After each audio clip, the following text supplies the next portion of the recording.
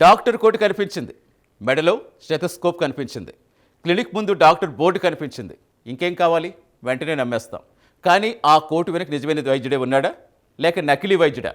ఇదే ఇప్పుడు హైదరాబాద్లో కలకలం రేపుతున్న ప్రశ్న. వైద్యం అంటే ప్రాణాలు కాపాడే వృత్తి. కానీ అదే వైద్యం అడ్డు పెట్టుకుని అర్హత లేని వ్యక్తులంతా అమాయకుల ప్రాణాలతో చెలగాటమాడితే పరిస్థితి ఎలా ఉంటుంది? సికింద్రాబాద్ జోన్లో బయటపడ్డ 12 మంది నకిలీ డాక్టర్స్ వ్యవహారం చూస్తే గుండెల్లో గుబులు పుట్టకు మానదు. అయితే ఇన్నేళ్లుగా వీరి క్లినిక్స్లో వైద్యం పొందిన వారి పరిస్థితి ఏంటి? ఒకవేళ చిన్న అనారోగ్యంతో వెళ్ళిన వ్యక్తికి నకిలీ వైద్యంతో పెద్ద ప్రమాదం జరిగితే బాధ్యత ఎవరిది? అసలు ఈ నకిలీ డాక్టర్స్ వ్యవహారం ఎలా బయటపడింది?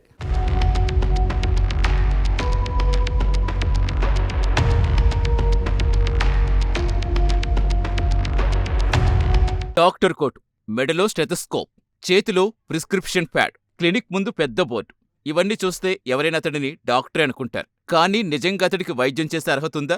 లేక డాక్టర్ పేరుతో అమాయకుల ప్రాణాలతో చెలగాటమాడుతున్నారా? హైదరాబాద్లో వెలుగు చూసిన 12 మంది నకిలీ వైద్యుల వ్యవహారం ఇప్పుడు ఇదే అనుమానం కలిగిస్తోంది. ఎవరు ఒరిజినల్ డాక్టర్, ఎవరు నకిలీ డాక్టర్ అనే తెలియని పరిస్థితుల్లో ఏకంగా వైద్యం పేరుతో మోసం సాగుతోంది. సికింద్రాబాద్ జోన్ పరిధిలో కమిషనర్ టాస్క్ ఫోర్స్ పోలీసులు పలు ప్రాంతాల్లో మెరుపుదాడులు చేశారు. Ram Gopalpet, Chilkalguda, OU city, Domalguda police station పరిధిలో క్లినిక్లు తనిఖీ చేయగా సరైన వైద్య అర్హతలు లేకుండా డాక్టర్స్ గా చలామణి అవుతున్న 12 మంది పట్టుబడ్డారు. వీరిలో కొందరు గతంలో కాంపౌండర్లుగా పనిచేసిన వారు కాగా మరికొందరు తగిన విద్యార్హతలు కూడా లేనివారిగా పోలీసులు గుర్తించారు. చిలకలగూడలో ఫ్యామిలీ క్లినిక్ లో నీలగిరి ప్రసాద్ గతంలో కాంపౌండర్గా పనిచేస్తాడు. నకిలీ ఎంబీబీఎస్, బీహెచ్ఎంఎస్ సర్టిఫికెట్ సృష్టించి జనరల్, చైల్డ్ స్పెషలిస్ట్ డాక్టర్గా చలామణి అవుతున్నట్టుగా తెలిపారు పోలీసులు. రోగులకు ఇంజెక్షన్లు, ఐవీ సెలైన్స్ ఇస్తూ గడువు ముగిసిన మందులు కూడా వినియోగిస్తున్నట్టు గుర్తించారు. అతడి నుంచి నకిలీ సర్టిఫికెట్లు, బీపీ మిషన్, ఇంజెక్షన్లు, మందులు స్వాధీనం చేసుకున్నారు. రాణిగంజ్, నల్లగొట్టులో అదనుసంధాని వ్యవహారం కూడా విస్తుపోయేలా ఉంది. ఇంటర్ వరకు చదివిన అతడు తన తండ్రి క్లినిక్ నడుపుతూ గత 4 ఏళ్లుగా స్కిన్ స్పెషలిస్ట్గా చలామణి అవుతున్నట్టుగా గుర్తించారు పోలీసులు.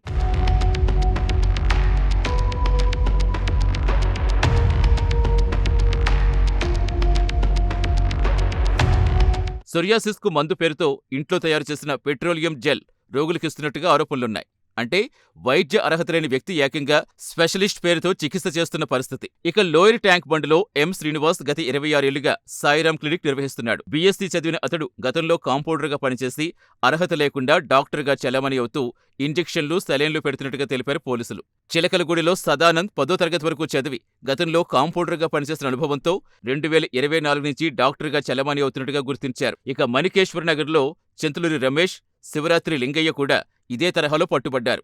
రమేష్ గతంలో కాంపౌండర్గా పనిచేసి 3 ఏళ్లుగా జనరల్, ఫ్యామిలీ ఫిజిషియన్గా వైద్యం చేస్తున్నట్టు తెలిపారు పోలీసులు. ఇక డిగ్రీ మధ్యలో ఆపేసిన లింగయ్య 15 ఏళ్లుగా క్లినిక్ నిర్వహిస్తూ అనధికారికంగా వైద్యం చేస్తున్నట్టుగా గుర్తించారు. ఈ ఫేక్ డాక్టర్స్ నుంచి నకిలీ సర్టిఫికెట్స్తో పాటుగా బీపీ మిషన్లు, 277 ఇంజెక్షన్లు, 933 మాత్రలు, 12 సెలైన్ బాటిళ్లు, 70 సిరింజులు, ఆయింట్మెంట్లు, సిరప్లు, ప్రిస్క్రిప్షన్ ప్యాడ్లు, పల్స్ ఆక్సిమీటర్లు సహా భారీగా వైద్య సామాగ్రిని స్వాధీనం చేసుకున్నారు పోలీసులు.